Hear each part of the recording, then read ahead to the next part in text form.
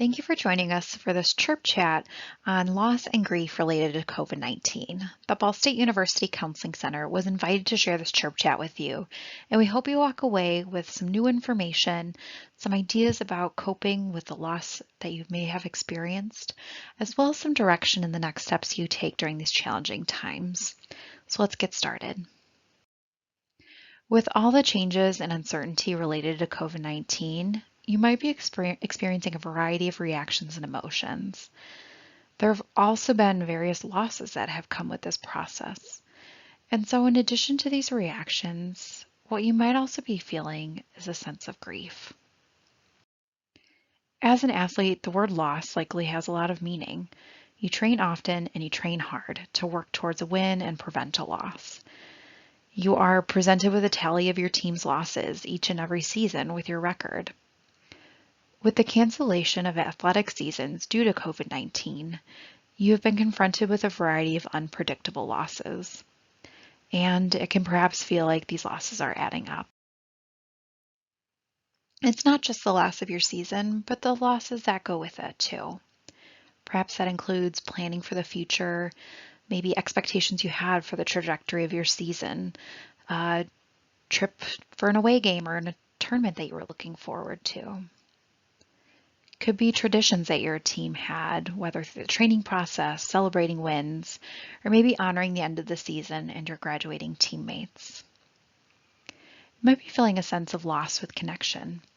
While you might be able to maintain contact with others, like your teammates or your coaches, it could also feel like there's been a loss of opportunity for connection and growing relationship through the restrictions related to COVID-19.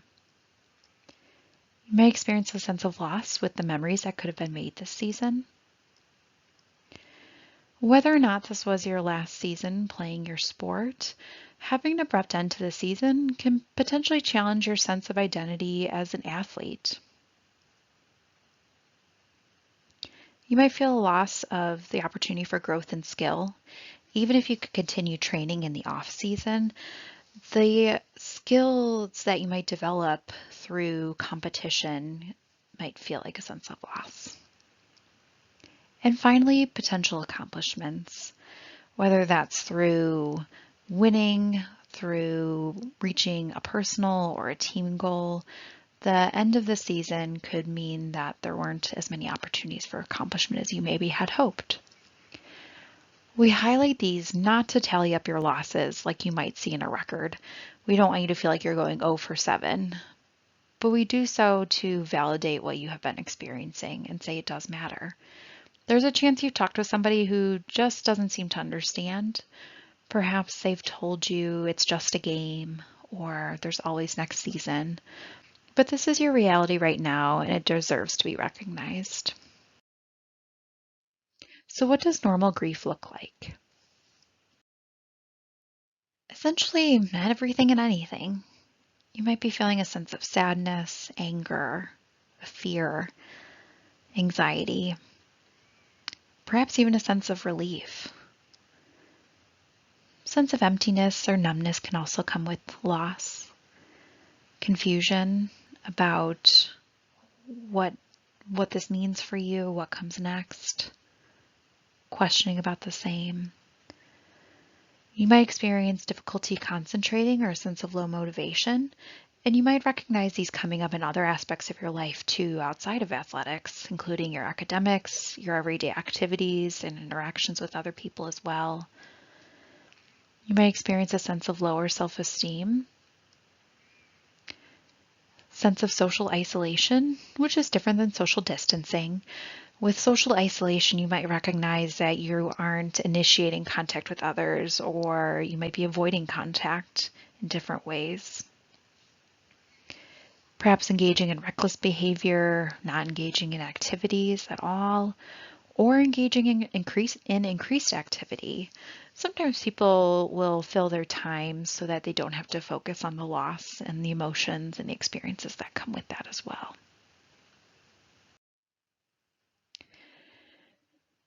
Take a moment to check in with yourself and think about what reactions or changes you have noticed in your own self since learning your season was canceled, as well as over the last several weeks as you've adjusted. Make sure to check in with your emotions, your thoughts, and your behaviors to have a sense of your entire experience. You can use this to inform where you go with your process of grieving, if grief is what you are experiencing. And as you move through that experience of grief, there are several tasks that are identified by William Morden that can help you to work through grief rather than feeling like you are just passing through this process. These tasks are not in any particular order, nor are they something to just check off your to-do list. These are something that we hope will help you to feel empowered through this grief process. The first is accepting the reality of the loss. It is normal to initially deny the truth of a loss. It could take us some time to be able to emotionally and mentally wrap our minds around a loss. By accepting the reality, it can empower you to address the situation and to support yourself. Next is working through the pain and the grief. Working through doesn't mean pushing through. Feeling your emotions and coping with the loss actively will help you to move forward through this experience. It's okay if you need to distract from or distance yourself from emotions in the moment. Just make sure to come back to them. Think about what has helped you work through challenging experiences in the past. These are skills and resources that you might be able to utilize during this current time to cope, recognizing that you aren't coming into this experience empty-handed. In order to work through the pain and the grief, it can be helpful to name the feeling. By naming the feeling, it's something that's more tangible, which in turn might mean that you're feeling it more. But by feeling it, it helps to take some of that power back from the emotion to be more intentional about how you cope and to work through it and allow it to run its course. You can journal about your experience, perhaps talk with somebody that you trust. You might consider practicing mindfulness, which helps you to focus on what you're experiencing in the moment with a sense of openness, a sense of kindness and curiosity, rather than focusing on the past or the future where you really don't have control. And so focusing in the moment is something that you can't control. There is another Chirp chat video focused on mindfulness, so you might consider checking that out to get a little bit more information about mindfulness and think about how you might implement that into your everyday life. Consider being compassionate with yourself. There is no right or wrong way to go through this process or right or wrong way to feel. And so by being understanding with yourself, you can create space for you to work through your feelings, to seek out what you might need in order to have support and to more effectively move through this process. Finally, seeking professional support. If you notice that there aren't many changes in how you've been feeling over the past few weeks, or if you feel like you just need some extra support, consider seeking out a therapist. The counseling center is available. I will talk a little bit more about our services towards the end.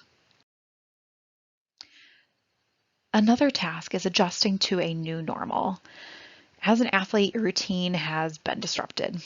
Each of you will have your own normal to adjust to, which may include learning how to stay active, how to stay connected, or even how to adjust to the end of your athletic career. Adjusting can take time, and so again, remember to be compassionate with yourself as you figure this all out. With adjusting to a new norm, establishing a daily routine can be helpful. It can provide some structure, some accountability, and a sense of control during a time when a lot can seem up in the air. This might include attending to basic needs, like engaging in physical activity, eating nutritious foods, and developing a healthy sleep routine. It could also include maintaining connection with others to take care of your social well-being, as well as some opportunities for relaxation, which might be getting outside, getting some fresh air, reading a book, watching a TV show or movie, or perhaps even learning a new skill or trying a new activity. Think about what's important for you and what would be meaningful to take care of yourself on multiple different levels, whether it's your physical well-being, your emotional or mental well-being, or your social well-being. Finally, maintaining a connection with your sport or team. Just because your season has ended does not mean that your connection to your sport and community needs to end. You might reach out to teammates and coaches, do something virtually to celebrate your team's hard work this year, reconnect with why you love your sport and what it means to you. In this time of uncertainty, this could perhaps reground you. Continue your physical and mental training. Perhaps your coach has already given you a plan to continue your physical training, but your mental game is also important. Check out the different Chirp Chat videos on focus, imagery, mindfulness, and body positivity, which all can be used to enhance your mental game. And finally, identify how you have grown through this time of challenge and change. Your growth is a win. When you're ready, rather than focusing on the losses, you might start to shift your focus to also considering the wins. Even if it feels like a small win, a win is a win. Just like you create a plan for your sport so you can be better prepared, we are going to create a game plan for coping. By identifying your coping strategies and practicing them, you're essentially building up your coping skills, or that muscle that you would use for coping. The more you practice, the more effective they will be, and the more naturally they will come to you. And so for our game plan, first I'd like you to identify 2 coping activities. Choose an activity or a strategy that seems reasonable, accessible, and meaningful for you. For coping, it's important to find what works for you. Next, identify 2 support people. Think about what it is that you need for support, whether that's somebody to talk to, someone to spend time with, maybe someone who just gets it, and consider who might be somebody that can provide that support for you. Next, identify one thing you can control right now. In a time when there's a lot of uncertainty, it can be beneficial to focus on what we can control rather than only focusing on what we can't control. Finally, find one way to celebrate your hard work. The Ball State University Counseling Center is continuing to offer student services who are residing in Indiana. If you are interested in having more information about services or would like to schedule an initial appointment, please feel free to contact us. You might also consider checking out the other resources that we have available. On our website, we have our outreach workshop videos posted. These workshops provide effective coping strategies that you can use to help support your mental well-being and cope with a variety of different experiences, including anxiety, self-criticism, and enhancing your self-esteem. And lastly, the WellTrack app. It's a free self-help app that can be used to address stress, anxiety, depression, and increase resilience. Thank you for spending a few minutes of your time with us today. We hope that you continue to be well and take care of yourselves during this time. Check out the other Chirp Chat videos to learn some more information, gain some new coping skills, and keep an eye out for new videos that will continue to be posted. Thank you.